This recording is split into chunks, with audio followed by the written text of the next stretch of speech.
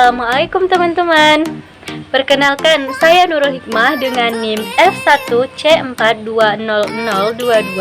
Saya mahasiswa biologi Fakultas Sains dan Teknologi Universitas Jambi.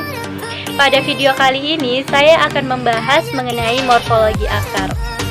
Adapun tujuan pembuatan video ini yakni untuk memenuhi tugas akhir semester pada mata kuliah morfologi tumbuhan yang diampu oleh Bapak Ade Adriadi SSI MSI. Yuk teman-teman, kita langsung aja ke pembahasannya.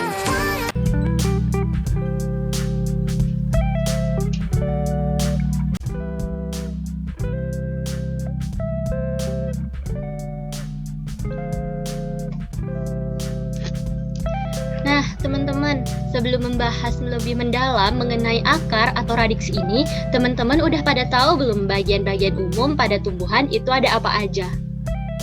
Iya, benar sekali. Bagian-bagian tumbuhan itu ada, yang pertama ada akar atau radix, kemudian ada batang atau caulis, ada daun atau folium, kemudian ada bunga atau floss, ada buah atau struktur, dan yang terakhir ada biji atau stamen. Nah, pada video kali ini saya akan membahas mengenai akar. Akar merupakan salah satu bagian tumbuhan yang harus ada. Tanpa akar, bagaimana mungkin suatu tumbuhan bisa hidup? Seperti yang kita ketahui, tumbuhan jenis apapun, baik itu tumbuh sendiri secara liar maupun yang sengaja ditanam oleh manusia, pasti memiliki akar. Dari sini sudah sangat jelas teman-teman jika akar merupakan bagian tumbuhan yang pokok dan yang sangat penting. Nah, apa sih itu akar? Nih teman-teman, pengertian dari akar. Akar adalah bagian pangkal tumbuhan pada batang yang berada dalam tanaman dan tumbuh menuju pusat bumi. Namun, ada juga loh teman-teman akar yang tumbuhan yang tidak tumbuh dalam tanah, melainkan menempel pada tumbuhan lain. Akar merupakan salah satu organ atau struktur pada tumbuhan. Akar merupakan bagian tumbuhan yang arah tumbuhnya ke dalam tanah dan umumnya berada di dalam tanah. Menurut Kamus Besar Bahasa Indonesia, akar adalah bagian tumbuhan yang biasanya tertanam di dalam tanah sebagai penguat dan pengisap air serta zat makanan. Kemudian dalam buku Anatomi Tumbuhan tahun 2006 karya Sri Mulyani, akar merupakan bagian bawah dari sumbu tumbuhan atau tanaman dan biasanya berkembang di bawah permukaan tanah. Namun ada juga akar yang tumbuh di atas tanah. Nah, selanjutnya bagian-bagian akar. Akar ini terdiri dari leher atau pangkal akar atau kolom. Leher akar merupakan bagian akar yang menghubungkan antara akar dengan batang suatu tumbuhan. Leher akar ini terletak paling atas ya teman-teman, karena leher akar ini yang menghubungkan dengan tumbuhan. Kemudian ada batang akar atau carpus radicus. Batang akar merupakan bagian akar yang terletak antara leher akar dan ujung akar. Antara ujung akar dan leher akar. Kemudian yang ketiga ada cabang-cabang akar atau radix lateralis. Cabang akar merupakan bagian yang tidak langsung bersambungan dengan pangkal batang, tetapi tumbuh dari akar utama. Seperti ini teman-teman. Kemudian yang keempat ada rambut akar. Rambut akar atau bulu akar atau pilus radicalis merupakan rambut-rambut halus yang bercabang-cabang yang tumbuh dari sel-sel kulit luar atau epidermis. Rambut akar hanya tumbuh dekat ujung akar dan umumnya relatif pendek. Fungsinya untuk memperluas daerah penyerapan air dan mineral. Ini dia teman-teman, rambut atau bulu akar. Kemudian ada ujung akar. Ujung akar atau apex radicus merupakan bagian paling bawah dari akar tumbuhan yang dilindungi oleh tudung akar atau kaliptra. Sedangkan kaliptra itu sendiri merupakan bagian yang paling ujung dan berfungsi untuk melindungi akar terhadap kerusakan mekanis pada waktu menembus tanah. Kemudian ada fungsi akar. Fungsi akar yang pertama yaitu untuk menyokong dan memperkokoh berdirinya suatu tumbuhan di tempat hidupnya. Karena adanya akar, maka tanaman dapat berdiri tegak di atas permukaan tanah. Wah, akar ternyata sangat berfungsi ya teman-teman. Akar akan tumbuh memanjang sehingga bisa menopang tanaman saat ukuran tanaman menjadi semakin besar. Selanjutnya, fungsi akar yang kedua yaitu untuk menyerap air dan garam-garam mineral atau zat-zat hara dari dalam tanah.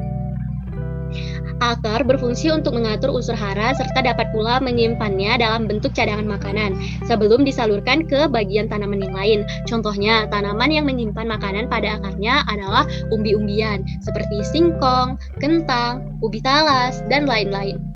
Kemudian fungsi akar yang ketiga yaitu sebagai alat reproduksi vegetatif.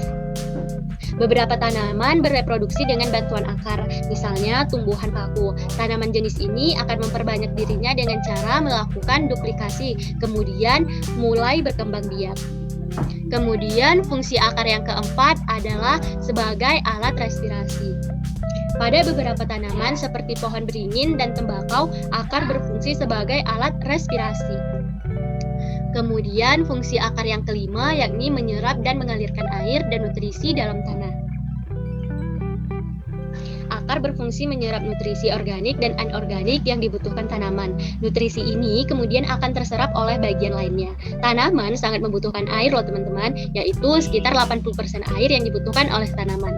Akar adalah organ yang bertugas menyerap air dari dalam tanah untuk kemudian digunakan sebagai pendukung pertumbuhan suatu tanaman. Kemudian fungsi akar yang keenam adalah sebagai produk toko fotosintesis. Bukan hanya daun loh teman-teman yang berfungsi untuk fotosintesis. Namun akar juga memiliki klorofil meskipun jumlahnya tidak sebanyak daun. Oleh sebab itu, pada akar juga terjadi proses fotosintesis. Kemudian sifat akar. Sifat akar yang merupakan bagian tumbuhan yang biasanya terdapat di dalam tanah dengan arah tumbuh ke pusat bumi berdasarkan arah tumbuh akar dibedakan menjadi dua, yaitu geotrop dan hidrotrop. Geotrop artinya akar tumbuh ke arah pusat bumi, sedangkan hidrotrop artinya tumbuh ke arah air dan meninggalkan udara dan cahaya. Kemudian sifat akar selanjutnya tidak berbuku-buku, juga tidak beruas dan tidak mendukung daun atau sisik-sisik maupun bagian lainnya. Kemudian pada warnanya tidak hijau, tapi biasanya warna akar ini keputih-putihan atau kekuning-kuningan. Kemudian sifat akar selanjutnya tumbuh terus pada ujungnya, tetapi umumnya pertumbuhannya masih kalah pesat jika dibandingkan dengan bagian permukaan tanah. Kemudian sifat akar yang terakhir, pada bentuk ujungnya seringkali meruncing, sampai lebih mudah untuk dapat menembus tanah. Kemudian jenis akar. Jenis akar terbagi menjadi dua, yaitu jenis akar tunggang dan jenis akar serabut. Akar tunggang umumnya dimiliki oleh tumbuhan berkeping dua atau dikotil. Pada jenis akar tunggang terdiri atas sebuah akar besar dengan beberapa cabang dan ranting akar. Seperti pada gambar ya teman-teman, dari akar besar dan beberapa cabang. Akar berasal dari perkembangan akar primer biji yang berkecambah. Jenis akar ini mempertahankan akar lembaganya. Akar lembaga berkembang menjadi akar pokok atau primer, yang akan bercabang-cabang menjadi akar-akar yang lebih kecil. Akar pokok yang berasal dari akar lembaga ini disebut dengan akar tunggang atau radix primifia, yang memiliki percabangan. Kemudian jenis akar selanjutnya yakni akar serabut. Akar serabut umumnya dimiliki oleh tumbuhan berkeping satu atau monokotil.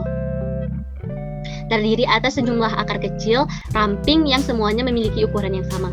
Sistem perakaran serabut terbentuk pada waktu akar primer membentuk cabang sebanyak-banyaknya. Cabang tidak menjadi besar dan akar primer selanjutnya mengecil. Bentuknya mirip seperti benang-benang. Akar serabut terbentuk dari akar lembaga yang mati dan tumbuh akar-akar yang baru yang memiliki ukuran yang relatif sama dan keluar dari pangkal batang. Seperti ini ya teman-teman. Selanjutnya contoh jenis akar. Yang pertama, contoh jenis akar tunggang. Akar tunggang ini terbagi menjadi dua. Yang pertama yaitu akar tunggang yang tidak bercabang atau hanya sedikit bercabang. Akar tunggang tipe pertama ini memiliki sedikit percabangan, bahkan sama sekali tidak memilikinya. Fungsi umumnya adalah sebagai tempat penimbun makanan. Tipe ini merupakan bagian tanaman yang biasanya bisa dimakan atau dimanfaatkan oleh manusia. Bentuk-bentuk tipe akar tunggang ini diantaranya yang pertama berbentuk tombak atau fusiformis. di mana pada bagian pangkalnya berbentuk besar dan terus meruncing sampai ke ujung yang memiliki serabut akar, namun dalam jumlah yang tidak banyak. Contoh tumbuhan yang memiliki akar tombak ada wortel dan juga ada lobak. Kemudian bentuk yang kedua yaitu berbentuk gasing atau naviformis. Pangkalnya akar memiliki bentuk besar yang membulat, memiliki percabangan yang berupa akar serabut terdapat pada ujung dan meruncing. Sebagai contoh pada tumbuhan bit, kemudian juga pada tumbuhan bengkoang. Selanjutnya bentuk benang atau filiformis.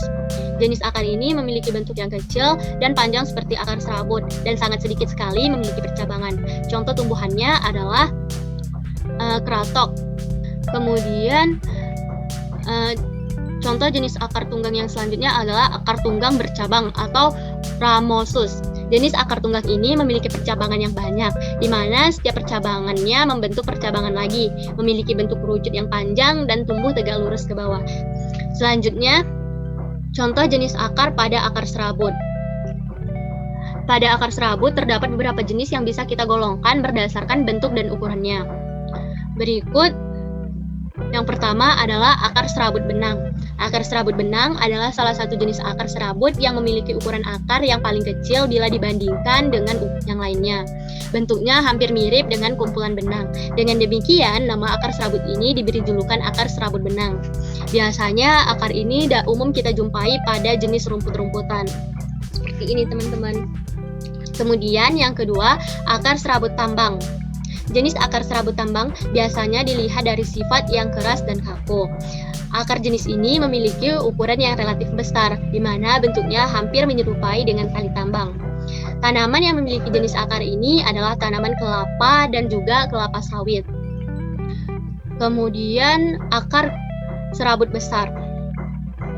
Jenis akar ini memiliki ukuran yang besar dibandingkan dua jenis akar serabut lainnya. Akar ini tidak membentuk percabangan seperti yang terdapat pada akar serabut benang. Umumnya ukurannya sendiri sebesar lengan orang dewasa. Wah, besar sekali ya teman-teman. Jenis akar selanjutnya adalah akar gantung. Akar ini tumbuh dari bagian atas batang dan tumbuh ke arah tanah. Oleh karena itu, akar tersebut terlihat menggantung. Akar jenis ini berfungsi untuk menyerap air dan gas dari udara. Contohnya ada beringin dan anggrek. Berikut adalah contoh akar gantung dari beringin.